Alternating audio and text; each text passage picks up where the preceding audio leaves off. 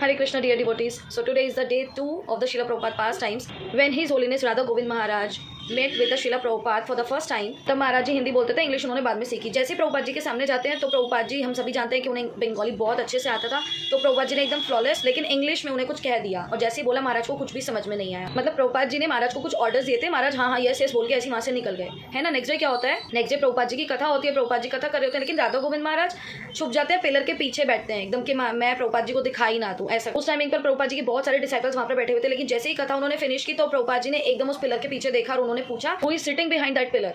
महाराज उठते हैं, महाराज को प्रभुपाद जी बोलते हैं कि कम हेयर यहाँ पर आइए। प्रभुपाद जी पूछते हैं महाराज से, आप वहाँ पर पिलर के पीछे क्यों बैठे हुए थे। तब महाराज ने प्रभुपाद जी से बोला, फेस नीचे करके एकदम बहुत पोलाइटली बोला कि आपने कल मुझे कुछ आदेश दिया था, मुझे वो समझ में नहीं आया, मुझे डर था कि आप कहीं मुझसे आज कुछ पूछ ना लें। महाराज कहते हैं, क्या आप दोहरा सकते हैं हिंदी में, आप मुझे कल क्या बोले, क्या मुझे ऑर्डर्स दिए। प्रभुपाद जी ने श्रीमद् भागवतम को हाथ में लिया, महाराज को हाथों में दिया और कहा, मैं कल बोल रहा था कि इस भागवत का खूब पठन करो, इसका खूब अध्ययन करो और आजीवन भागवत की कथा करते रहो। तो इन्हीं ऑर्डर्स पर हिज होलीनेस राधा गोविंद महाराज तभी से श्रीमद् भागवतम की सेवा करते आ रहे हैं। तो ये श्रीमद् भागवतम श्रील प्रभुपाद की वजह से हम सबकी लाइफ में आई है और श्रील प्रभुपाद की वजह से ही हम सबको भक्ति का सही मतलब भी पता चला है। हरे कृष्णा, जगतगुरु श्रील प्रभुपाद की जय।